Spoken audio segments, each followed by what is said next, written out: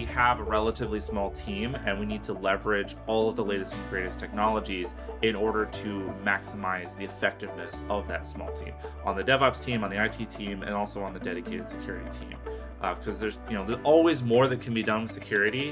So how can you do the most possible with the resources you have? Hello, welcome everyone. You are listening to another episode of Cloud and Clear, SADA's Cloud Transformation Podcast. I'm your host, John.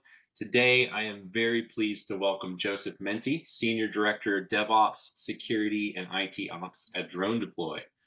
Before we get started, don't forget to like and subscribe to our channel on whatever your favorite listening platform may be so you can stay up to date on all the latest Cloud and Clear episodes from SADA.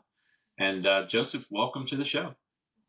Glad to be here. Before we jump into the show and kind of really get into some of the deeper areas of talking about security, can you just give us an overview of DroneDeploy and what you do? So DroneDeploy is in the reality capture business. So the story I like to tell around that is, construction. Like it's always over budget and late. Well, why is that, right?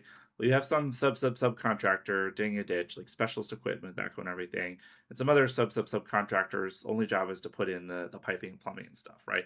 Simplified, but roughly that, right? Well, what if you could make sure before the first contractor leaves the job site that the ditch is exactly where it needs to be to the centimeter, exactly the right depth, width, everything.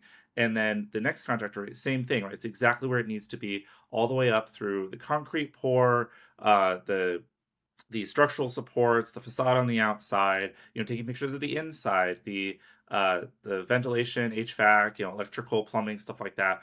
And then once you pass it over to the building owner, if there's a leak or something, you can say, hey, there's a leak behind here. Is that sewage or is that fresh water? Well, you can actually see a picture of behind the wall, like X-ray vision. So we like to say that we give our customers superpowers. Like you can do things, you can compare over time, you can see through walls, you could fly around, stuff like that. So that's what DroneDeploy does for construction, for agriculture, trying to figure out where the best place to put fertilizer would be, for solar panels, the solar industry, trying to figure like, you do thermal analysis on a solar, see like solar panel, see like what's, if something's overheating or not hot enough, you can tell, if there's a short circuit there, oil and gas, like you name it, anything that's valuable, bigger than a table, valuable outside. That's what we do, is to manage all of the cloud infrastructure that runs all of that and make sure it's all secure. All of the internal employees are, productive, using the latest technology and everything. Yeah, super important. There's there's a lot of data in there, I'm sure. Yeah. So yeah, it kind of reminds me when I was building my house was like, do I FaceTime with the contractor to try to get, video evidence or have them show me around, that kind of thing. So yeah, that's really cool. That sounds awesome. So yeah, so I guess bringing it to kind of the security discussion, you mentioned it a little bit there, but what are some of the considerations? What types of data does that mean? Are you worried about how to handle that? How to protect that data? And what does that look like for you? Yeah, we store a lot of imagery data, but not just the source imagery. It's the 360 cameras, the orthographic projections, stuff like that. But we also store like 3D models of it. We store, our customers entrust their blueprints to us essentially because you want to compare that against the actual as built is what it's called. So we have a lot of sensitive data that we store on behalf of our customers, and we need to make sure that it is usable, but also not at risk for exfiltration of any kind. And are you guys doing that all in the cloud? I know your title, Director of DevOps, right, Mhm. IT operations. You're kind of doing this in a modern environment, right? Like, what does that aspect look like? Quite a few years ago, we went from colo data centers to running exclusively on the cloud. So we run the vast majority of the cloud. We have a little bit of a footprint on Amazon as well. And how did you get from, I guess, sort of that on-premise mindset, right? When you shift into the cloud, from security, a lot of customers that we talk to, there's sort of this shift that happens, and to move into a more modern, automated, right, fast-paced environment. Did you experience any of that or go through any of that? Like, how did you deal with it? Yeah, I mean, if anything, the cloud tools give you much more capabilities. It's certainly riding a fast train, as it were, but with on-prem, you have to sort of like manually deal with it or manually deal with your on-prem provider, and because you're not, we weren't large enough to sort of actually own our own data center. Most companies don't. So we would use a co-located data center, and we'd have to sort of like go through all the checklists. They'd have to do everything, but with the cloud offerings, all of that's completely automated. Like all of the physical data security completely automated at this point, far beyond anything we could, manage ourselves. And a lot of the built-in tooling to provide sort of access management, alerting, anomaly detection, stuff like that is all in there. As well as the additional premium tools like Security Command Center, and we've a couple of third parties in there that help us manage this stuff at scale, far beyond anything we could do on a colo data center. Again, a lot of companies that we talk to are always talking about doing more with less. Mhm. Did you experience any of that? How did you kind of deal with that? Or do you feel like you are able to do more with less because of the cloud? Yeah, absolutely. It's not a complete, free ride. Like you have to actually understand how it works, but it's certainly a force multiplier. Like uh I try to make sure that we punch well above our weight. That's the phrase I like to put around there, was that we have a relatively small team, and we need to leverage all of the latest and greatest technologies in order to maximize the effectiveness of that small team on the DevOps team, on the IT team, and also on the dedicated security team. Because there's always more that can be done with security. So how can you do the most possible with the resources you have?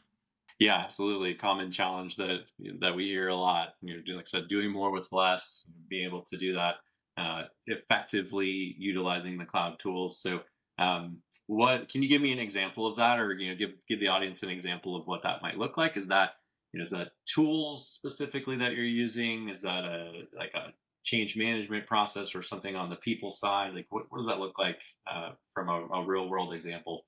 I mean, there's lots of stuff, and the easiest one to visualize is something that comes. It is quite challenging to do natively, but with Security Command Center, for example, just like comes right out of the box, and that's asset inventory, right? It seems like a really simple thing, just like what is a list of all the stuff you have, right? Well, with Security Command Center, it's literally right there. You can list all the VMs, all the IP addresses, all of this, that, and the other thing, and it comes right out of the box. It's not a thing you need every single day, but like when you need it, you want to be able to quickly access it, right? So that's one of a myriad number of things. Making sure we do infrastructure as code for everything, so that we don't have to go and like find some sort of message somewhere like, oh, I updated it for this reason. It's all in code. It's all in the Terraform. Like there's a PR you can reference, right? That's really huge. It may take just a tad longer to do stuff, but you save it in spades. Just coming back and reviewing like, well, why did we do this 3 years later? Why is it like this? Why is this like that? Right? So it's stuff like that. It's all about using the automation and having things streamlined as you go.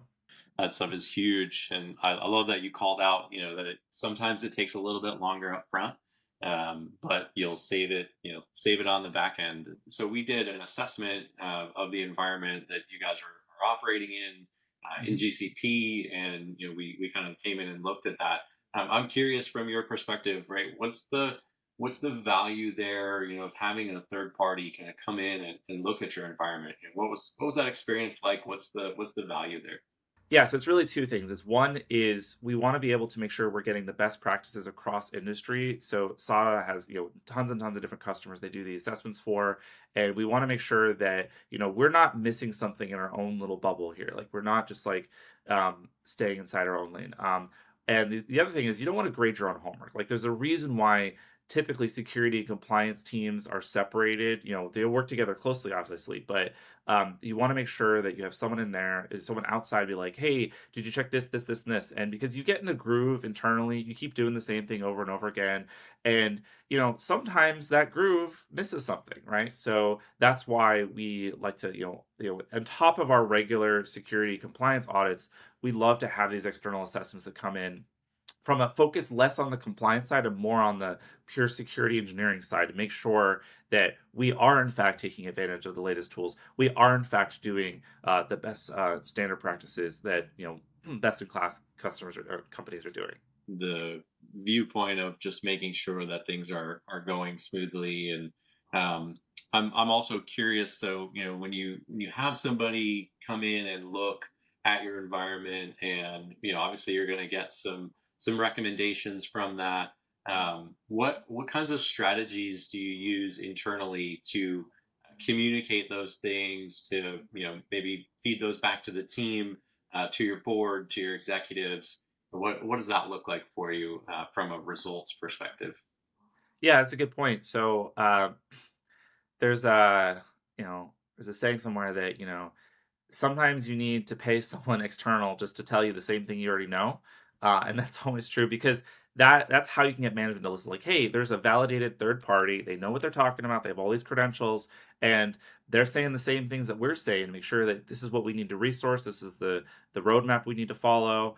That's really helpful, and it may seem like really annoying, but like that's kind of the world that we live in is that, but if you think of it from the executive's perspective, they're like, well, I mean, they seem like they know what they're doing, your own team, right? But like, how do you know that they're actually doing their job? Or like they're not an expert in security. They hire someone who is an expert, which is presumably you, right?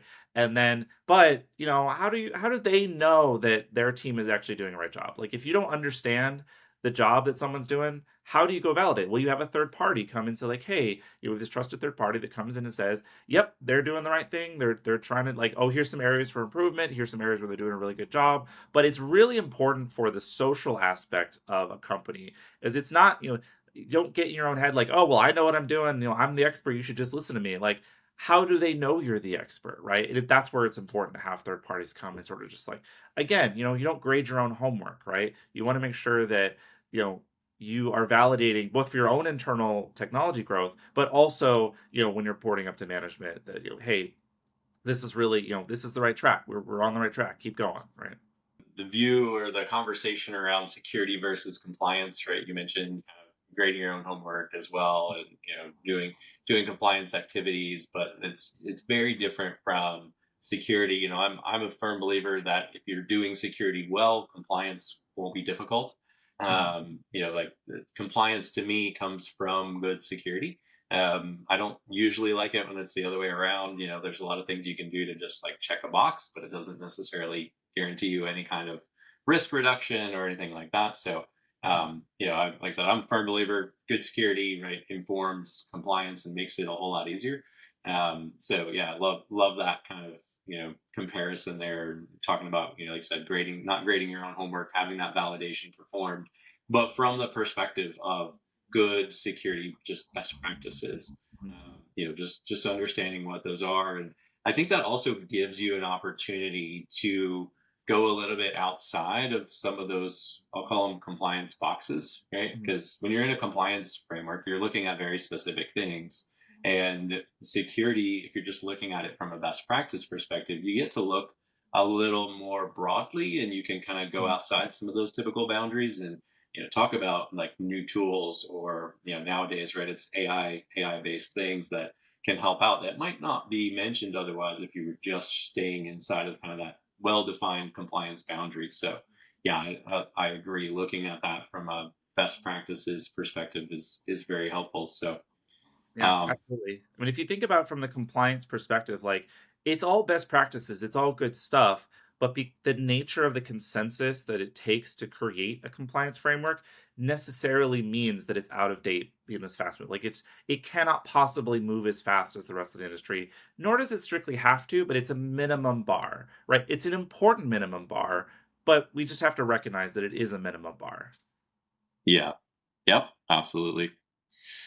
Yeah, and then I'm also curious. So when it comes to kind of communicating that to executives, you touched on it a little bit, but are you using any kind of specific framing in that communication? Is there like a modeling of any sort that you're doing that ties it to dollars, or things like that, like a fair modeling, anything like that that you're doing when you're communicating those?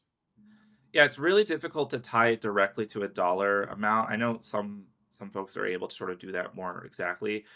Thankfully, in our business, our customers are all, other businesses, typically larger corporations. So we definitely have the buy-in from our leadership on security as important. There's always trade-offs, there's always limited resources, but thankfully at DroneDeploy, it's never been a problem. Be like, hey, security is important. Security is how you get deals. I'm on so many deals with customers, and they're just so grateful for the strength of our security program. It just makes it so much easier to land deals. So it's hard to nail down a dollar figure, but it's definitely very clear to the executive team that like security gets deals done. It gets revenue in the door. Which is a huge distinction, right? Security as a business enabler is it's almost unheard of, right? Like, having to have that in place to get deals, right, to win customers. Yeah, that's super important, and that's a great spot to be in. So, yeah, that's usually what it comes down to. Is like I said, unlocking those dollars. You have to understand the business, the importance of security to the business. And you guys, I think, absolutely do that.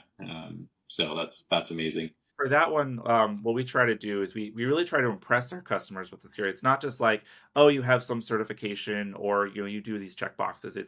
It's often for the customers that really care about it. They want to have a conversation. They want to know that you know what the heck you're doing, right? Like they want to know, like, oh, you're going above and beyond what these certifications are great, but like you're going above and beyond that, and that you really feel like you have it. Now, once a deal is closed or an upsells happen, do they go and check you like constantly? No, but that trust and that ongoing conversation, if some new upsell happens, like, oh, maybe they want to think about your AI tools, the new AI features coming out, well, they want to have another conversation. Well, how are you handling AI? How does that relate to the rest of your data management, right? So those kinds of conversations really build trust with the customer, and that's one of our core values, is building trust. It's actually built into the whole DNA of the company, as we build trust internally as well as with our customers. And it's that trust element that's really key. It's security is a way to achieve trust, but trust is the goal. Definitely, that's where you get that business enablement from. So, yeah, I love it. Okay, so talking about the kind of the assessment and sort of what we go through, when we do these, typically we see, right, identity and access management, logging and monitoring as usually one of the two kind of highest risk areas that we identify. I'm curious from your perspective. We don't obviously have to go into details on what we did together or whatever, but just generally speaking, right? What are in your opinion, kind of the highest? You can call them hidden risks or just plain old risks, right? They may not be so hidden, but what are some of the risks that organizations like yours or other organizations might face? Yeah, I would say thankfully for this assessment, it's not always true, but there weren't really many big unknowns here. It really did reinforce, in this case, the existing sort of known challenges that we have. We do know that while we have good perimeter defense, our defense in depth is decent, could be a little bit better, and especially around our automated alerting. Could be improved a little bit. That was highlighted in the report, which is good. Which is then we can take that back up to my leadership and say, hey, this is where we need to invest more. We need to get some new tool, some new emphasis, some more temporary support, that kind of stuff. So it's all about, again, improving. So while we do have stuff in place, there's always more to be done. What is the next thing you should do? What is just like we lock our front doors, right? Well, it's not that hard to sort of like barrel down a door if you have a giant truck you can ram through, but that's not likely to happen, right? You want to make it so that it's more trouble than it's worth, right? So that's Yeah. where it is. You'll lock your doors, not because it's going to be like a foolproof Fort Knox thing, but more trouble than it's worth. And then, well, if things get more valuable in there, then maybe you put some stuff on your windows, or get an alarm system, stuff like that. So there's always more you can do. And what is the next thing that you should do? What is the next marginal improvement on security that makes sense? What is the right investment there? Like, it doesn't make sense for everyone to sort of like just driving around in armored trucks. Like that's just way overkill, right? But in some cases, that's appropriate, right? So, and when is that appropriate, and when should you do that? And that's really where these assessments are really helpful. It's all about the risk.